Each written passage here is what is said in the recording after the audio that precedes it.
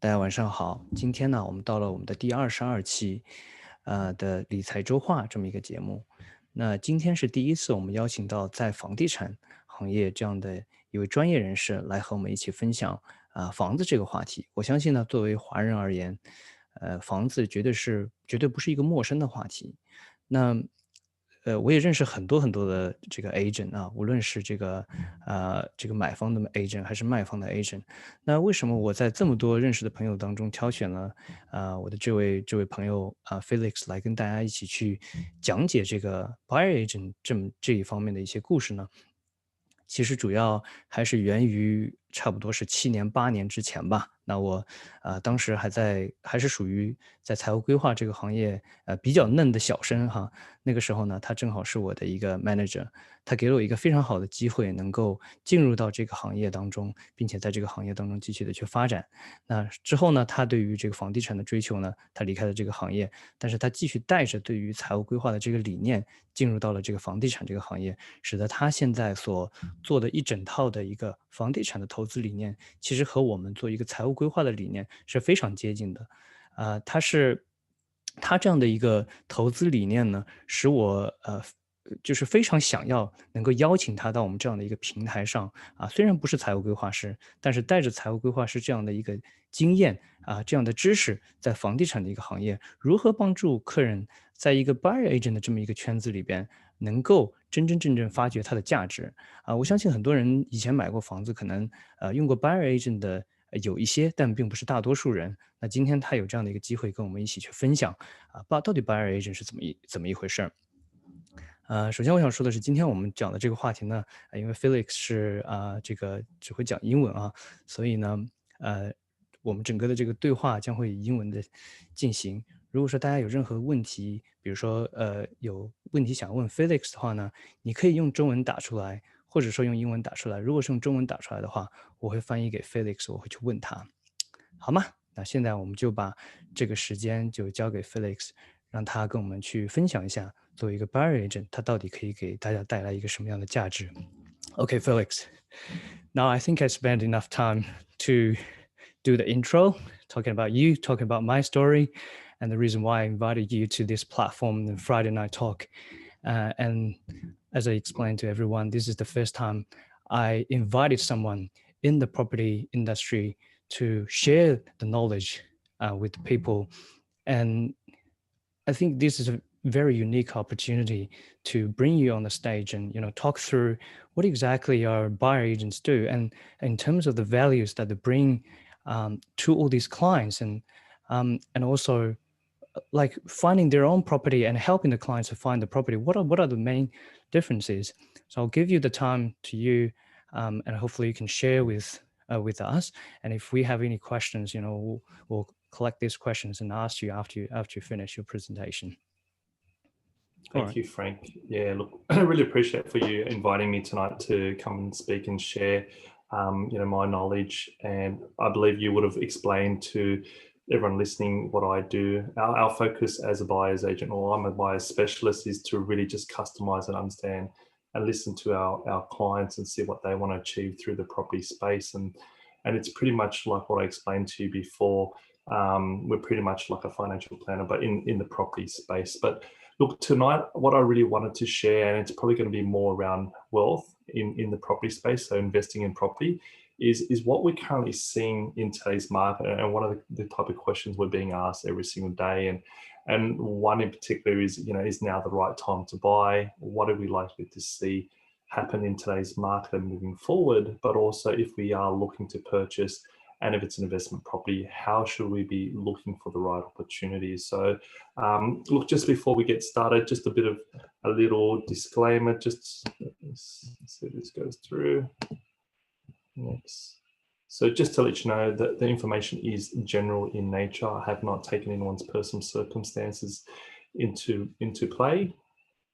So yeah, let's get started. So one of the biggest questions that I get asked every single time when I do sit down with a client, and in particular now with COVID, is now the right time to buy? And I always put that question back to the client. I always say, are you actually in a position financially and lifestyle wise to do so? Because ultimately buying property shouldn't be timed. You should be really focusing on buying property based on your personal circumstance. It's something that, a lot of people are speculating the market and kind of waiting until JobKeeper does kind of completely finish in March and thinking the market will potentially drop 30 or 40% at that point in time. But what we're currently experiencing at the moment is that the market's actually rallying quite strongly. So look, I always say go back to bare principles. If it's the right opportunity for yourself, and everyone's circumstance is different, there are definitely opportunities out there, and we're seeing it day in, day out. And you need to be very active if you really want to capitalize on any market condition. So look, the next slide I want to share with you is to show you what the Australian market has done during a crisis. And if we take our attention and focus on the blue line at the very top, that is the Sydney market. So the one event that we all can kind of relate to, and in particular myself, would be the GFC. And if we remember that time, I was actually in financial planning at that time. And I remember everyone just went crazy. Everyone started selling, everyone started to panic. Now, if we look at what the property did during that time, so people who held on to their property or actually purchased during that time, they actually doubled their money very easily in terms of what it's worth today. So if you look at the median house price back in 2008, it was sitting just below $600,000.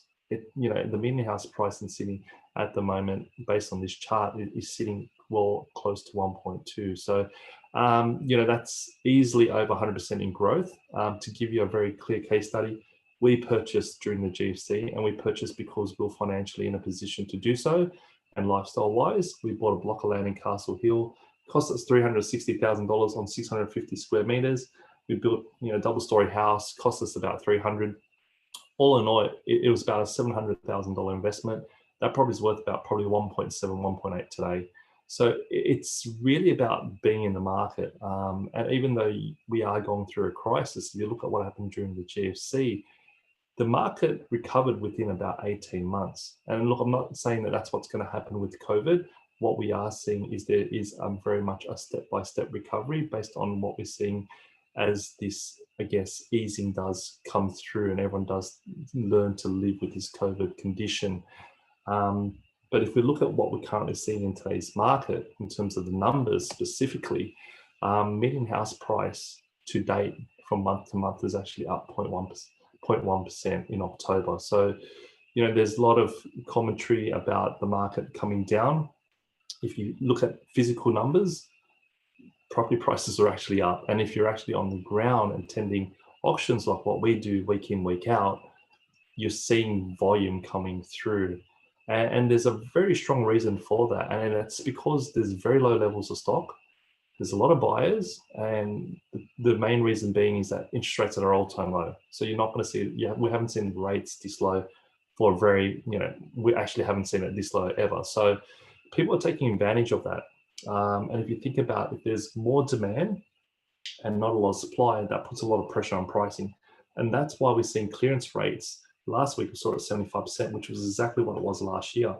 But if you're looking at the more predominant areas like the eastern suburbs, Parramatta and the hills, they're all above 80%. And if you know property, if you're seeing consecutive clearance rates of above 80%, you're literally in a boom market, which is what we're currently seeing. But I wouldn't say we're in a boom, but what I'm saying is we're seeing a lot of confidence in that market space. So in terms of what we're going to see moving forward, I would say, because stock is low and, spring being a time where typically we see a lot more stock hit the market, it hasn't been the same. And the reason being is that during winter, a lot of the real estate agents take that time to take their holidays because they work all year. Winter's usually a slower month. They take time away and stock doesn't get put on the market. Because COVID hit and there was a ban on international travel, a lot of real estate agents continue to work through those colder months. And they said, rather than telling their vendors to wait until spring, a lot of those stocks have hit the market and gone.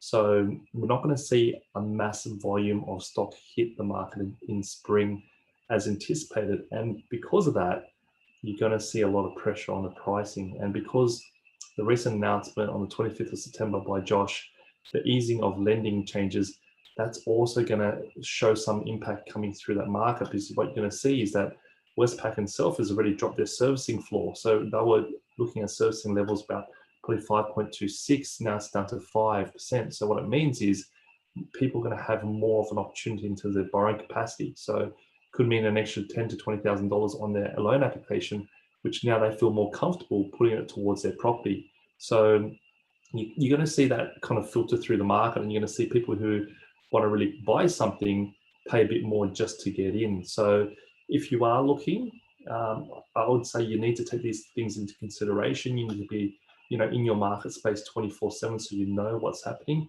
I mean, every market is different. When the media talks about the market, they generalize the whole of the Sydney market. They don't look at every micro suburb, and every suburb has its own economy and its own drivers. So the best way to navigate the market and what we do is we're out at opens and auctions every single weekend for our clients. And that's the best way you're going to understand the market. And you need to speak with as many people, as many agents as possible to get a really clear understanding in terms of what, how that market's trending and what's been selling and what hasn't. So if you are, so what I want to really highlight tonight are the 3 key ways of succeeding in this market. And I do this for all my clients. I've done this for myself in terms of building my portfolio. I started investing at a very early age, in my early 20s, and I've learned really quickly what works and what doesn't. But if you are financially in a position to do so, if your lifestyle permits it, then I would say take on these 3 key steps. Anyone can use it, and you can use it in any market condition.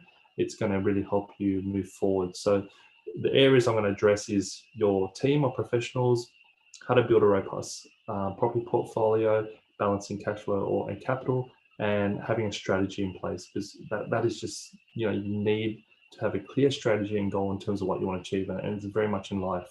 And property is exactly the same thing. So team of professionals. So this is, if you want to succeed in life, and I always go back to what we see in sporting players. And, if you look at, say, sporting stars like Roger Federer, he is the ultimate tennis player. And the reason being is not just because he's great at what he does, but he has the right people surrounding him. He has the right team of professionals, the trainer, the coach, his physician, his manager. They're all there with the one focus. And the one focus is for him to succeed and for him to do what he does best on the court. And buying property is very much the same. Now, if you want to succeed, you need the right people on your side.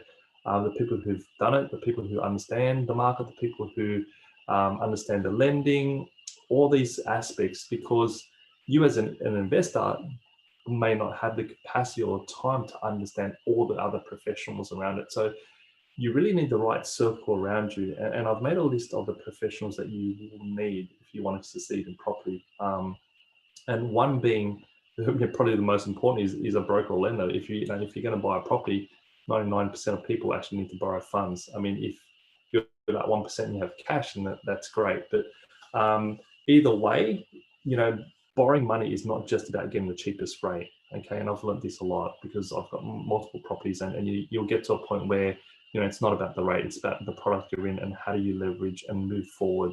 So when you do work with a broker or lender, you need to have someone on your side who understands what your long-term vision is, because your goal today might be to buy one investment property, but your ultimate goal might be to buy 5 in 10 years time. So you want to have the right products in place so that you can then leverage and move forward. To give an example, I had a client that we bought an investment property for about probably 6 months ago. Their actually ultimate goal was not the investment property, but more so their family home, which is what we're looking at now.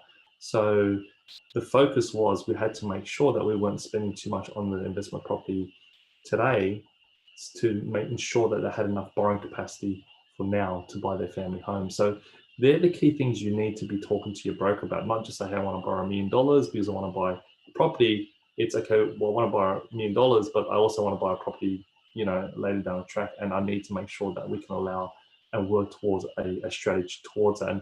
And Frank, being a financial planner, he can slot all that in and then work with his brokering team to make sure that all kind of fits in, which is great.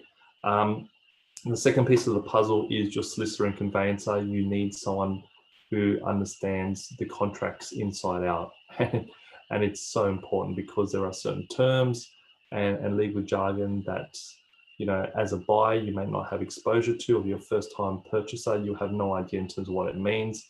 There's certain clauses in there where, you know, there's a release of a 10% deposit. You know, that is, you know, most people don't even realize that that is actually possible, but, you know, there is a clause where the vendor can access the 10% deposit that you put into the trust account and use that. And most times it's used for a deposit for a house they might be buying. But I've seen some contracts where the clauses have specified it could be used for anything. And that's risky, because if you release that 10% and he uses it to buy a car or pay off whatever, and for any reason that contract falls over and he's at fault, you're going to find it very hard to get the 10% back. But if it's in the agent's trust account, it's very easy to trace. So, you know, having a very good solicitor or conveyance on your team should be able to help you navigate through that. Moving on to financial planners and accountants, like what I mentioned, very, very important, especially if you're investing in property. Financial planners will be able to put that piece of that puzzle, that property puzzle, into the rest of your wealth in terms of how you build your assets. So whether, you know, you're buying shares, managed funds, and it's really important you have a diverse asset pool. And, you know, property does play a part in terms of people who are interested in that asset space. It's funny because when I was working in financial planning, I always loved investing in property. So, you know, I always ensured that was something that I included in my asset portfolio. But it's very important because when you're buying assets, you need to understand whose title or whose name should be in that or holding that property, because, you know, if you go to sell it, or if you're looking for tax advantages and you want a negative gear or kind of have some tax concessions, it plays a big part in terms of how those names or those percentages splits are being made. So, you know, a financial planner will be able to sit down to understand your long-term goals and then say you should have a 99 to 1% split, just to make sure that, you know, you've got ownership in both names, but from a tax point of view, the other person is going to be more beneficial for. So they're the key things you need to consider before you even sign a contract. Okay. The fourth party is, once you've got that, the three people and professionals in your team, is then, okay, well, where do I go to find the property? And typically, you know, you jump on your real estate in your domain, and, you know, real estate agents are selling properties. They're vendor real estate agents, so they are working for the vendor. Their goal is to get the highest price for their clients. I work as a buyer's agent. My goal is to get the lowest price for my clients. Price is one thing, but what my focus and my goal is for my clients is to listen to what their needs are and really focus and customize approach to meet those needs. So I don't hold any stock. I don't have off the plan apartments or houses or anything like that. We work off what the client's needs are, and we work with other professionals, whether it be a financial planner, a broker, lender, in terms of what the needs are of the client.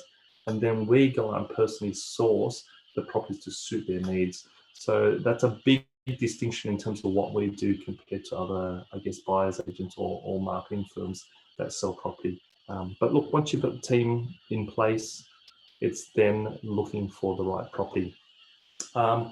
I started investing, like what I mentioned, at a very young age, and I read a lot of books, and a lot of the things people are talking about, you know, do you go for cash flow?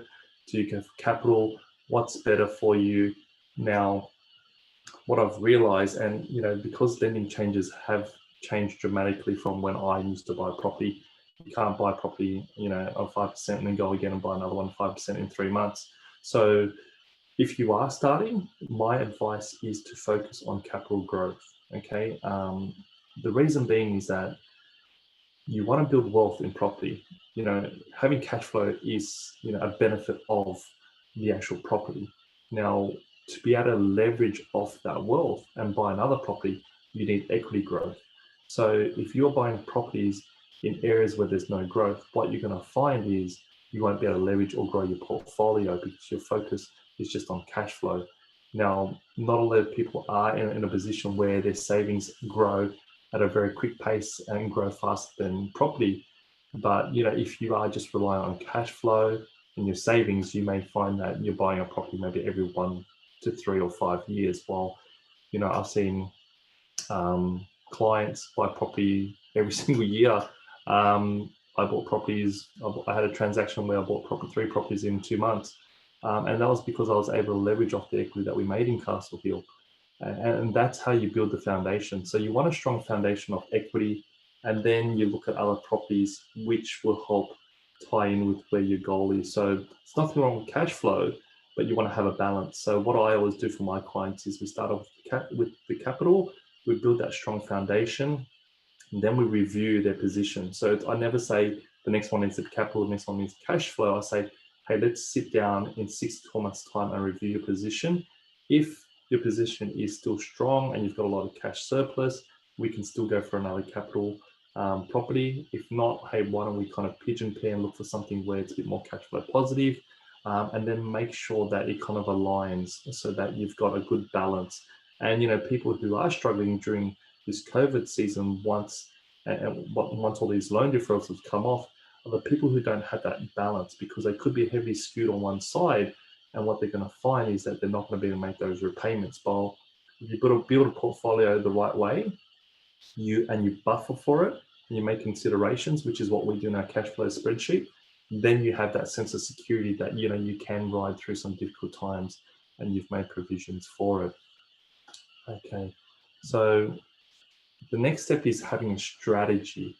Okay, and a lot of people who buy property, their goal is to eventually retire on the passive income or passive rental and not have to work again.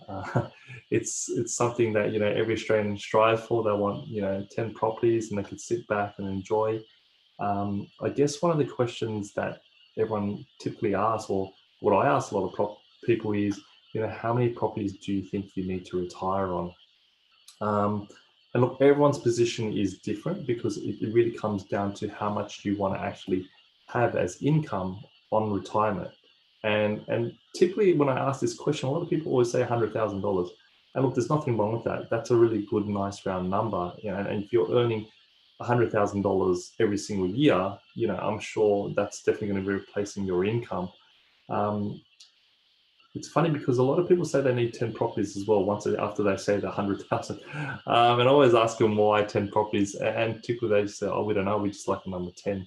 Now, 10 properties is good, but I would rather have 2 or 3 really, really good properties in really, really good areas than having 10 properties scattered around in areas where it's not doing too much for me. And when you have a strategy in mind, and what we do and focus on for a lot of our clients is more about manufacturing the wealth. We don't just rely on the market cycles. So we're not just buying property and then saying, okay, let's pray and hope that in 7 to 10 years the property is going to double. Okay, we might have seen that in Sydney and Melbourne, but in Queensland we have not seen that for a very, very long time. So you're taking that risk on board when you're saying let's just hope and pray. What we do is we take that proactive approach. So let's buy something with the opportunity of making money out of it, so we can control that equity growth when we need it and when we can. So very simple strategy. If I told you that you could earn $100,000, in passive income through property on only 3 properties and not 10, would that be of interest? And my general consensus would be, yeah, absolutely. So very simple. All you need to do is make sure you buy properties where you can build a second dwelling on it. And I'll show you how it works. So if you buy a property and you say you build a granny flat, or if you knock it down and you build a duplex later on, the median average rental on those 2 properties you're looking at is about $800 per week. And if you times that by 3, that's $2,400. If we take in consideration 20% of property expenses, we're left with about $2,000 per week. $2,000 per week times 52 is about $100,000 a year. So it's very achievable for people who want to retire on property, but you just need to stick to these strategies. And by having a property where there is dual income, you're going to find that your mortgages get paid off a lot quicker. You probably save about 10 years on your loan. A very simple strategy, but a lot of people don't kind of stick to it, and they don't think too much about it. They just think hey, we want to accumulate as much as we can.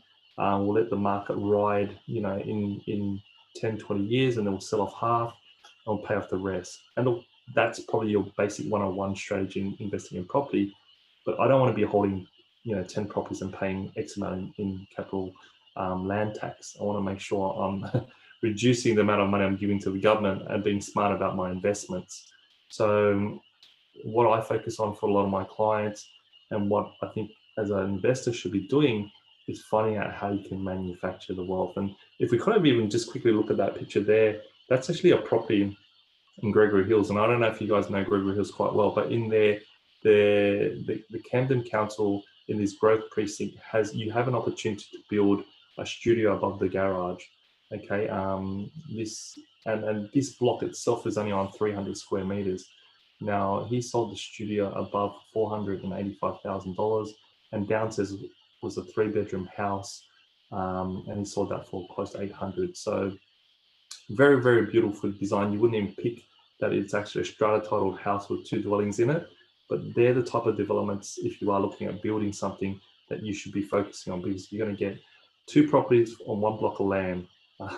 And it's, these opportunities are out there, but you need to understand how to read the council, LEP and DCP, which is what we do each day in, day out, to understand where the developments and the opportunities are and how to make money in this market. But look, I'll show you some really quick case studies. One is where if you're a passive investor and you don't have the capacity to look at strategies like this, and you just want to buy something which is called your set and forget investment, which a lot of people do. They just buy a property, they just leave it there and they don't want to worry about it. So, and then the other one I'll talk more about, a manufactured one. So the first one is, a 2-bedroom apartment in 5 Dock. And I don't have any distinction or discrepancy in terms of whether you should buy a house or an apartment. If there's opportunity and there's money to be made, that's where I'm looking. And the reason why we looked at 5 Dock, and I'm not too sure if you guys know much about the area, but it's within 10 k's of the CBD. But what's happening is there's a metro coming through, and that's due to complete by 2030. Now, if you guys know the Hills never had a train line before, and now it does. Now, prices there went up at least 20% year on year for at least a good 4 to 5 years. Now, 5 Dock doesn't have a train station there either. It takes about probably 30 minutes on the bus at the moment. If you can only imagine what this metro will do to that area when it comes through, you're going to save at least half the amount of time. But what it's going to do is going to attract more people to want to live in that area, because now they've got public transport where they're not relying on the bus system. Very huge, very huge. I mean, right now, a lot of the agents are already selling property there with that in mind. So the prices have already moved up quite quickly. This one sold, we got for $750. If you look now, you're probably seeing apartments selling for anywhere between $800 to $900. And this was just earlier in this year. So, it's being ahead of the market and understanding what's happening if you're looking at investing, but looking at specific, government websites to see where all the infrastructure and developments are happening. So there's nothing wrong with buying an apartment. Now, this apartment is in a more boutique building. It's not a high rise. I don't really buy high rises. I like to stay with the boutique because it holds better value, but each to their own. And look, the last case study is one in Chester Hill. It's a property which we knew there was so much value to manufacture just straight off the bat. And look, a lot of people don't buy 2-bedroom houses because they're concerned that the yields aren't going to be strong. But when we saw this place, what we saw was an opportunity to turn the back dining room into a 3rd bedroom by putting a single wall up. And that wall would cost you absolutely nothing to do, but it would change the value in the property immensely. So, 3-bedroom houses in Chester Hill are selling anywhere between $8 to $870. So, we picked this up for $760 as a 2-bedroom. You'd probably at most spend $1,000 putting a wall up, but you're going to be able to manufacture equity literally overnight, as well increase your cash flow because you can rent it out as a 3-bedroom house now. But that's just the first part. The second bit is that, as I mentioned before, is how to build a second dwelling. This block has such great side access that when you do look to build your granny flat, at the back, you can segregate the blocks very easily. So now you're going to be able to put another dwelling and push your cash flow well above the 5.5% return in terms of yield. So, simple things, but you need an eye to look out for these opportunities, and they move quick. Like we saw this and literally gone within a week. We made the offer, and that's how quick you had to act, because there's a lot of buyers on it as well. But if you are in the market to buy property, whether it be investment, whether it be first home, you need to be active every single week, not just the first 2 weeks and then take a break. The market is moving at a pace where if you're not on top of it, you can miss an opportunity and then realize that it was actually at a good price. So yeah, look, just to wrap it up, as I mentioned, timing the market is not what you should be doing. You should be focusing on your position, financial and lifestyle.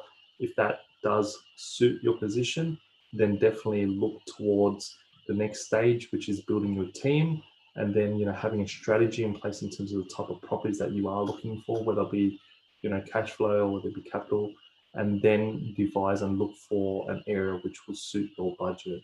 So they're just my details, but yeah, that's pretty much the presentation. Hopefully you guys found value in that. Did you guys have any questions that you'd like to ask?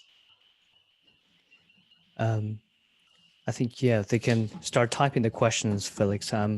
While they're typing the questions, I do actually have a whole list of questions I want to ask you today.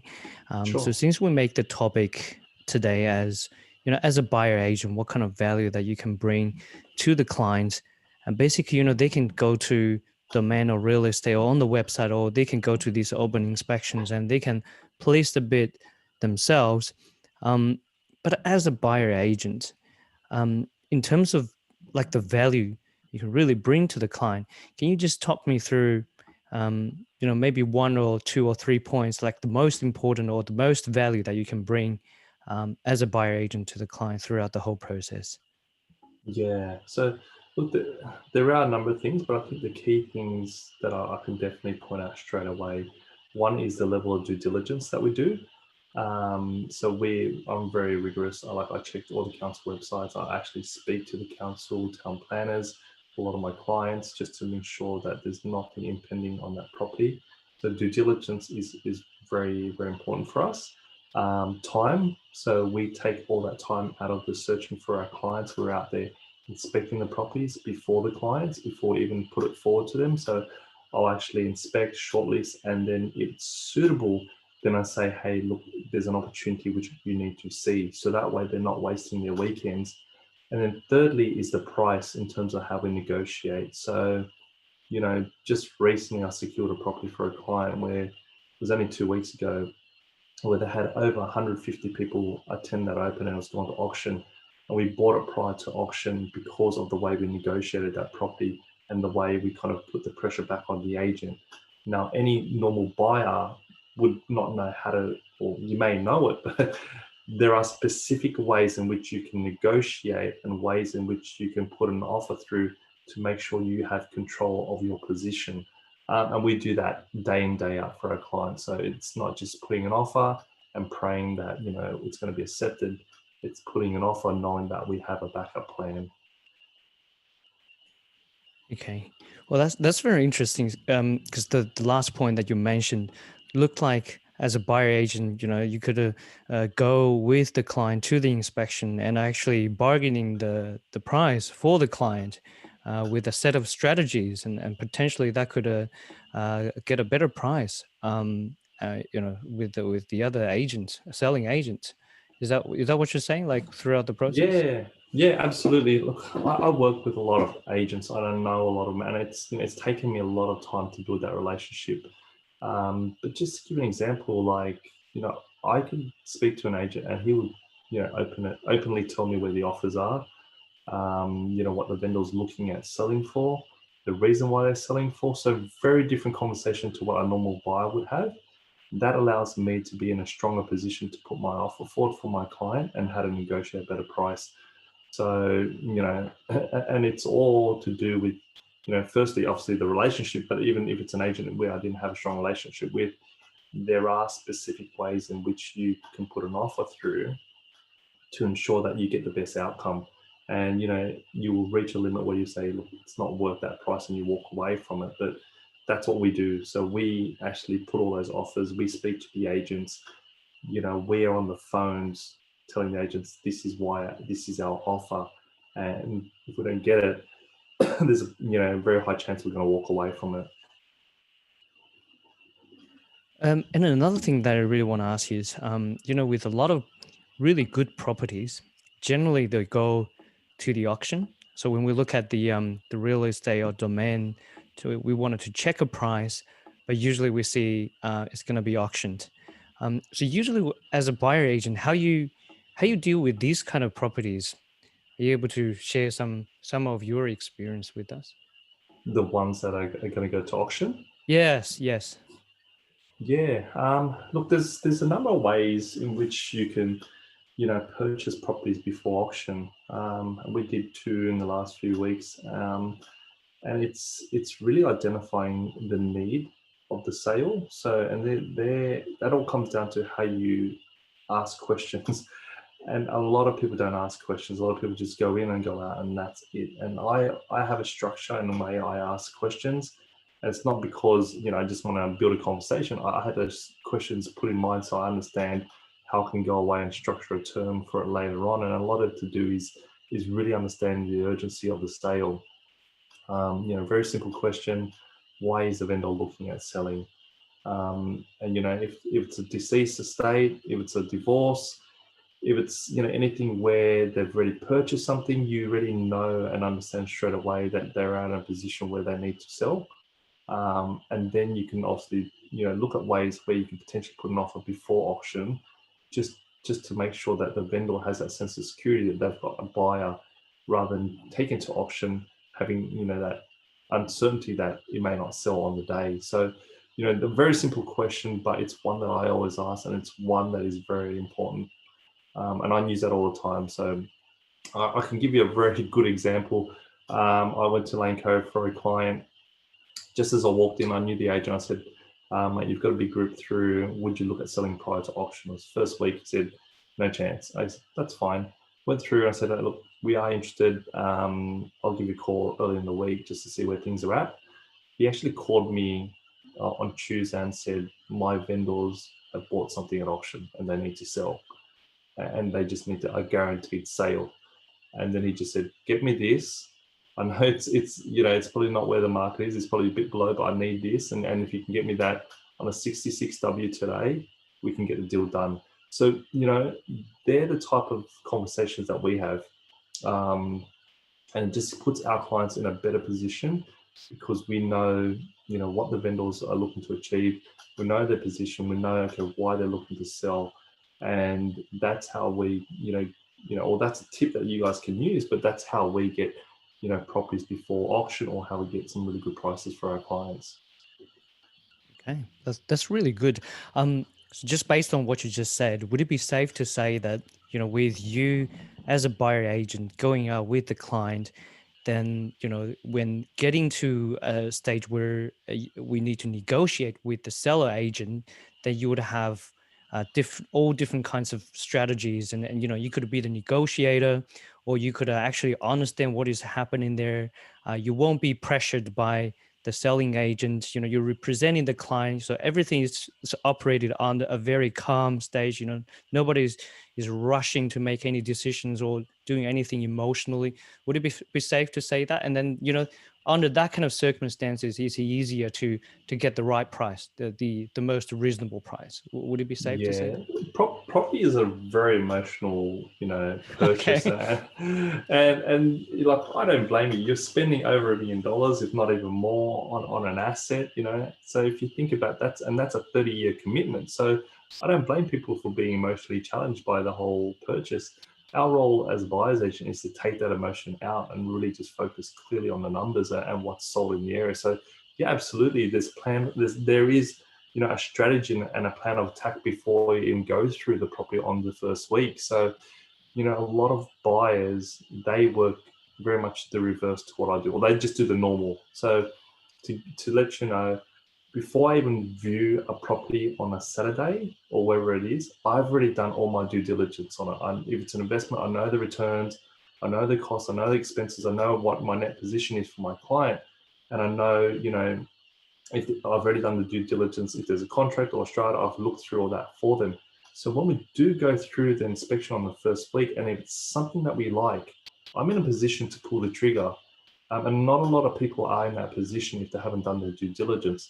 That's how we buy properties before other buyers, because other buyers would have to go back. Hey, we need to get a loan. We're looking at this property. How fast can we get a pre-approval? We need the contracts vetted. That takes over a week. Okay. By the time you've actually just called your solicitor, I've already got a contract in the agent's office. Very different tactic to what a passive buyer would do compared to what we do day in, day out. So yeah, absolutely. There's strategies that I use each and every day for different, campaigns that agents might be running. If it's an auction, we stay very close to it. We know exactly the right time to put an offer through before auction, so that we're not, giving away too much and getting the vendors excited. So yeah, it is very much understanding that very fine detail. That's really great. I do actually have a couple more questions, but I think in the chat room there are other questions that is there. And one very good question, Brian said, wondering, majority of your clients are investors and who wants to build their property portfolio, or do you also have first home buyers, and how as they want to buy a home, how you approach, is there a different strategy, or what the process? Are you able to talk me through that? That is a good question, Brian. So I actually work with, a wide demographic of, whether it be first home buyers or, downsizers or investors. The market has shifted. When I first started, as a buyer's agent, it was predominantly more investors, and I'm a property investor myself, and that's why I was put in that position. But when the investors started to slide away because of the lending changes, we saw more home buyers come into that market, and that's when I started taking up more first home buyers. And look, it is a very different type of hand holding. Investors, it's all about the numbers. Okay, it's all about the returns, it's all about the asset, it's all about what you can do with it. Home buyers, it's more about the emotion, it's more about your family home and how it meets your requirements in terms of commute to work, your school catchment areas, lifestyle, amenities. So very different needs. But we tackle that. Our role is to really just listen to the client and focusing on what they're looking to achieve, and then giving those suggestions in terms of, hey, have you considered, what happens when you build your family and schools that they want to attend? Are you looking at specific schools in particular that you want to send them to, because you don't want to buy in this area and then find out later on you have to relocate? So they're the type of questions that I sit down and ask the clients when we are having those meetings. But yeah. Thanks for that. I think there are also other really good questions in there. Just before asking these questions, I do actually want to ask you two questions, and I think it will work out more naturally to land to the last one. One question I always have in my mind is how buyer agent actually works. Like for me, for example, if I'm a potential client sitting in front of you, what would it be like the questions that you want to ask? That's my first question. And second is how you go out and source these properties, because like in I had an impression that usually buyer agent would have some kind of like off the market private deals. Usually these properties are circulated within a certain group of agents, and you always get some good deals, and normally not other people would get. Would that be the case? Or you, as you just said, you go out and you actually look at the property that advertised on the website, and then you work out a strategy, and you do your due diligence and work out a strategy to get the right price for the client. So can you talk me through in terms of the overall process as a fresh client sitting in front of you? What would you do?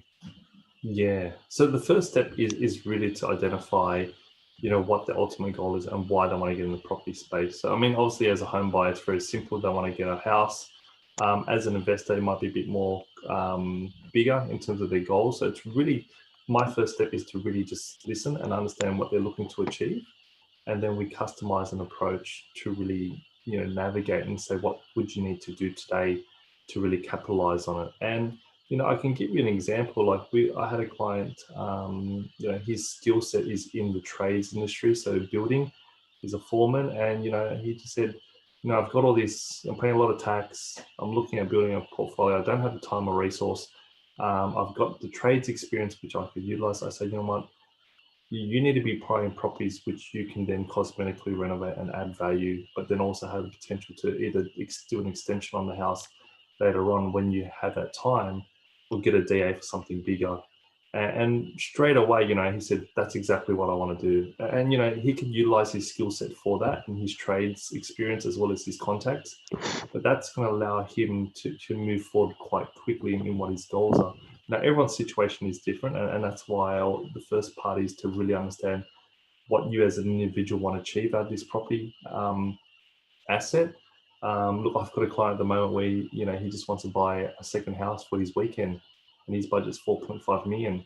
And it's, it's a very, very different type of brief altogether to, an investor. So, but, my goal is to then identify, what are you looking for? What are your parameters? How many acres do you need? And in terms of the acres, how many are arable so you can actually build something on it?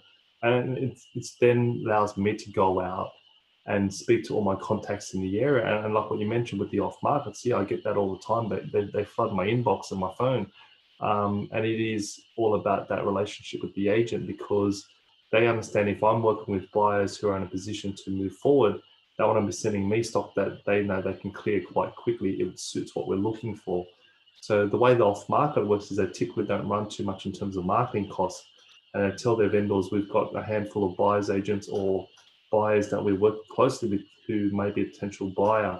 So that way they can market it out to us, as well as a very shortlisted, high level people who are interested in that area or that property, and not have to spend a lot of money on doing a full campaign. So look, it's, we filter through all that, and we do have, as I shared with you in our monthly reports, we send out a number of off markets that we do come across, just in case people, find some interest in it. I do have off markets sometimes directly with the vendors. So I have vendors who contact me and say, Felix, I've got an investment, I'm looking at selling, or Felix, I've got a family home, we don't want to sell through an agent. Have you got some buyers who are interested? And that, that's a really good opportunity, because you're literally, connecting the two dots, and you're just doing a deal without any sales agents. But it's stuff that we get exposed to every single day. And that's our job, to really filter through that and just make sure that it suits our clients' needs. That's really great. So I think, there's a lot of information in just what you just said. I want to just give you a quick summary and to see if I understand it correctly. So first is, if I sit in front of you, you will obviously understand first what exactly I'm looking for. Am I looking for a home, or am I looking for a second or third or the fourth investment property? And why am I looking for that investment property? And then you can go out and proactively find out the right one. And that could be an off-market one if there's just one sitting there for me, or it could be in one that's just, on the market. And if that's the right one, you can go out and, find out, negotiate and get the right price for me and complete the whole process. And then over time, you could review the situation and see if that's actually what I wanted to buy. Would it be safe to say that that's the whole process? Pretty much in a nutshell, Okay. yeah. So Okay. yeah, and we're pretty big on the reviews. So I normally Yeah. catch up my clients every 6 to 12 months, and we kind of send them a report when we catch up for a Sure. coffee about how their properties tracked. Okay. One client we bought this time last year, a property in Bexley, and it's gone up over $100,000, and now they're looking at using that money for an investment property. Sure. And and they want to build wealth now. So it started off with a family home, and now they want to build an investment portfolio. So it's all about really being there with them on the journey. I'm all about that. It's about a long-term approach, long-term goal. It's not something where we just transact and we'll see you whenever you need us. It's let's keep in touch, and everything you need, just let us know. Sure. I think we have more questions coming up. I'm not quite sure. Are you able to look through the chat room? Yeah, Yeah. So I saw the one with regard to our fees or Yep. what a buyer's agent would typically charge. So look, some buyer's agents, they work off a percentage. They may work off an average of about probably 2% of the purchase price. We work off a fixed fee. We want to be very transparent with what we do. And we found that works really well. I couldn't really give you a flat number, and because it does range based on our levels of services. So, it could range anywhere between $3,000 up to $15,000 plus GST. And, at the very top end, that could be, like, I've got a couple of developer clients and commercial clients, and that's where the top end is. But it is a fixed fee. So once we sit down and understand what you're looking for, we can then say, okay, based on what you're looking to achieve, this is the fixed fee. So yeah.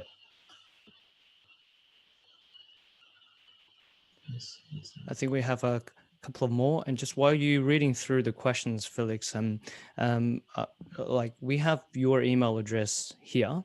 I understand you run through like monthly reports and you give clients a bit of information in terms of how the market is working. Is that something that people could subscribe to, to have a bit more information in terms of what's happening on the market and potentially if there are any stocks that are on the market that they might be able to look into? Is that something that you would be able to do? Yeah, look, if people are interested and people want to be a part of that that monthly report, then yeah, absolutely. I mean, look, that report, as I shared with you, it's really just high level. Okay. We don't want to really flood people's inbox and kind of make them feel like, oh, this is just not valuable content. So we do a very quick market update, what we'd like to see in the market, and I put those off markets in there, and I show some recent purchases that we've done as well. So it just kind of gives you an idea of what's out there. But yeah, look, if that's something that people are interested in receiving, we're more than happy to share it. Sure, that's great. So if anyone's interested, send an email to Felix and say, look, I'm interested in the newsletter. And I believe Felix would be able to put you on the subscription list. Just the next few more questions, Felix. Yeah. If you could quickly run through them. Yeah. I think we're just hitting the time mark, but anyways, we'll try to get all the questions answered. Yeah, so Steph, to answer your question, look, the buyer's agent fee is something that we do charge to the buyer because we do just work for the buyer. So some people kind of see that more as an investment as opposed to a cost, because our role is to obviously get the lowest price for you as well. But not just the price that you can get off the purchase, but also to save on the front end of the cost. So I've spoken to many clients where they've been in the market for over 12 months, and the amount of money they've spent on building a PES, on contracts being vetted, on strata reports have been thousands. So by the time they've reached us, they've probably spent our fee.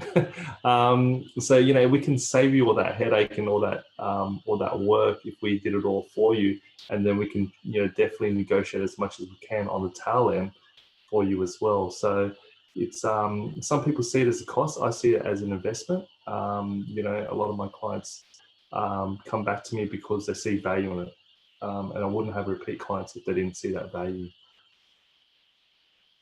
So let's move on to Brian's next question.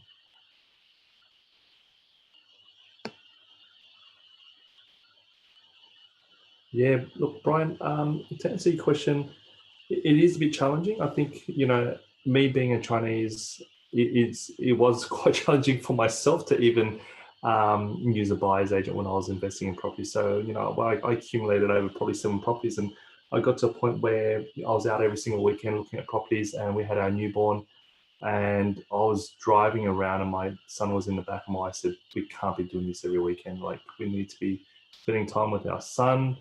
Let's get someone else to do it for us. And I was against it because I was doing well, and I thought, why am I paying someone to do it? But when I gave that role to a buyer's agent to do, I felt a sense of relief because now I could enjoy my weekends, and I could and I was getting opportunities sent to me that were really good. So I saw the value in the service, and that's why I got into the industry, because obviously I wanted to do what I enjoyed, but then I wanted to improve on it, and that's why our focus is very much about customizing the approach. But it is very hard. I do work with a lot of Chinese clients as well.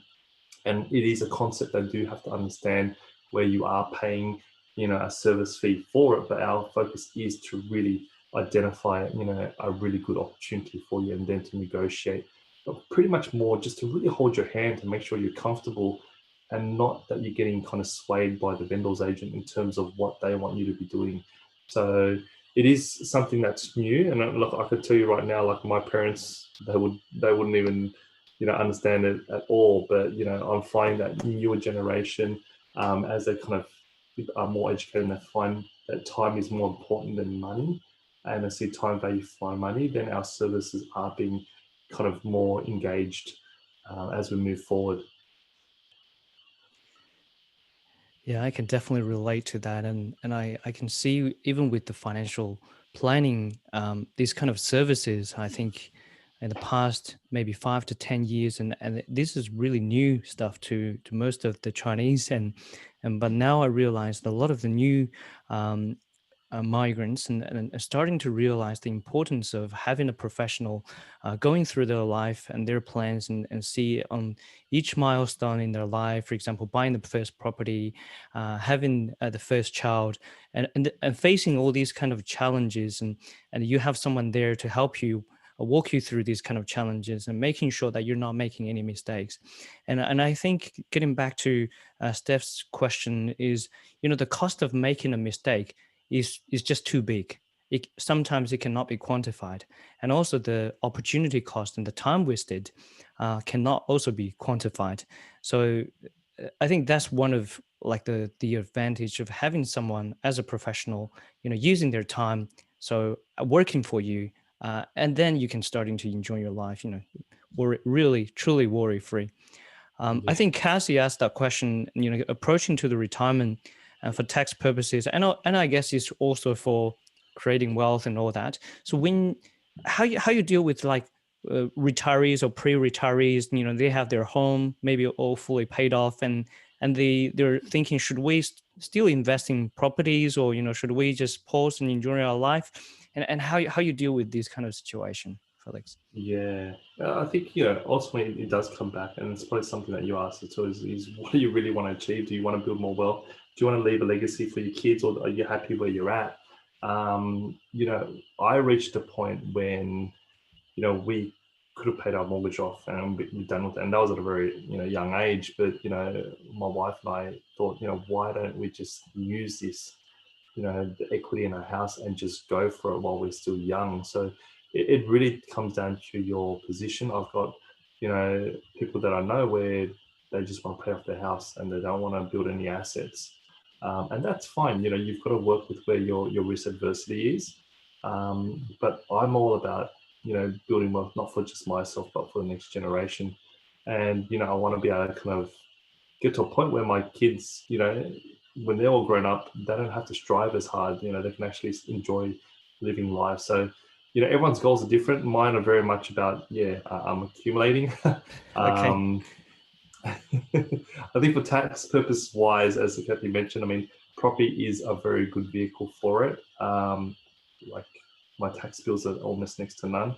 And just the way we've kind of really structured things. So you can really use that as a good vehicle amongst, other things like shares and managed funds as well. But that's, a good conversation to have with Frank. Well, that's great. I guess we covered a lot today, Felix. I tried to extract as much information as possible from you, and I think it has been a very, very fruitful Friday night talk. And thank you so much for taking the time, going through these questions with us, and going through your approach with us. And in the future, if there are other questions, and we might be able to invite you back and walk us through these questions again. But all in all, we have the contact details here. We have the email address. And if anyone's really interested in having a chat with Felix, feel free to give me a call or send him an email. Or if anyone's interested in the newsletter, send him an email saying, look, Felix, I listened to your talk, and I'm really interested for the newsletter. Yeah. Other than that, enjoying a good weekend. It's already 10 o'clock. Everyone's working hard, spending the time. And we do actually have a lot of people on YouTube and listen to the recording. And if you, by now, you actually followed us through to the very end, I think, you've done a wonderful job, and we really appreciate that. Subscribe to the channel so you can make sure that, never miss another episode of our Friday Night Talk. And thanks, everyone. I'm going to stop recording now.